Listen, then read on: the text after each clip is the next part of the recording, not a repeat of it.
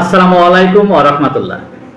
সুধী দর্শক, দেশের প্রধান প্রধান জাতীয় দৈনিক পত্রিকার শিরোনামে স্থান করে নেওয়া আন্তর্জাতিক খবরগুলোর মধ্যে আজ যা যা থাকছে। ইরানের বন্দরে অবরোধ শুরু করেছে যুক্তরাষ্ট্র। সব বন্দর অবরোধ যুক্তরাষ্ট্রের। পাল্টা ব্যবস্থা নেওয়ার হুঁশিয়ারি ইরানের। অবরোধ কার্যকরে 15টি যুদ্ধ জাহাজ মোতায়েন করেছে যুক্তরাষ্ট্র। ইরানি জাহাজ ধ্বংস করে দেওয়ার হুমকি মার্কিন প্রেসিডেন্ট ডোনাল্ড ট্রাম্পের। রাশিয়া ও চীনের সতর্ক বার্তা। ইরানে ফের হামলা চালানোর কথা ভাবছে মার্কিন প্রেসিডেন্ট ডোনাল্ড ট্রাম্প। দ্য ওয়াল স্ট্রিটের জার্নালে এক প্রতিবেদনে উঠে আসে এ তথ্য। যুক্তরাষ্ট্র ও ইসরায়েলের হামলায় ইরানে 942 স্কুল ক্ষতিগ্রস্ত। মোসাদের নতুন প্রধান রোমান গভম্যান। যুদ্ধ না কূটনীতি? ইরান যুক্তরাষ্ট্র কোন পথে সমাধানে এগোচ্ছে এই নিয়েও চলছে চুলচেরা বিশ্লেষণ। আল আকসায় ইসরায়েলি মন্ত্রীর সফর ঘিরে উত্তেজনা। লেবাননে ইসরায়েলি বিমান হামলায় আরো 4 জন নিহত। তুরস্ককে 30 দিনের আলটিমেটাম উগান্ডা সেনাপ্রধানের।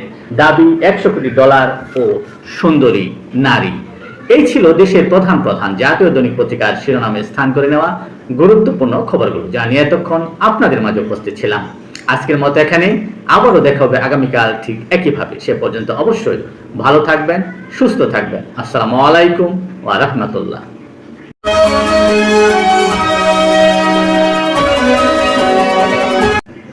আসসালামু আলাইকুম ওয়া রাহমাতুল্লাহ। সুধী দর্শক, দেশের প্রধান প্রধান জাতীয় দৈনিক পত্রিকার শিরোনামে স্থান করে নেওয়া আন্তর্জাতিক খবরগুলোর মধ্যে আজ যা যা থাকছে। ইরানের বন্দরে অবরোধ শুরু করেছে যুক্তরাষ্ট্র। সব বন্দর অবরোধ যুক্তরাষ্ট্রের। পাল্টা ব্যবস্থা নেওয়ার হুঁশিয়ারি ইরানের। অবরোধ কার্যকরে 15টি যুদ্ধ জাহাজ মোতায়েন করেছে যুক্তরাষ্ট্র। ইরানি জাহাজ ধ্বংস করে দেওয়ার হুমকি মার্কিন প্রেসিডেন্ট ডোনাল্ড ট্রাম্পের। রাশিয়া ও চীনের সতর্ক বার্তা। ইরানে ফের হামলা চালানোর কথা ভাবছে মার্কিন প্রেসিডেন্ট ডোনাল্ড ট্রাম্প। দ্য ওয়াল স্ট্রিটের জার্নালে এক প্রতিবেদনে উঠে আসে এ তথ্য। যুক্তরাষ্ট্র ও ইসরায়েলের হামলায় ইরানে 942 স্কুল ক্ষতিগ্রস্ত। মোসাদের নতুন প্রধান রোমান গভম্যান।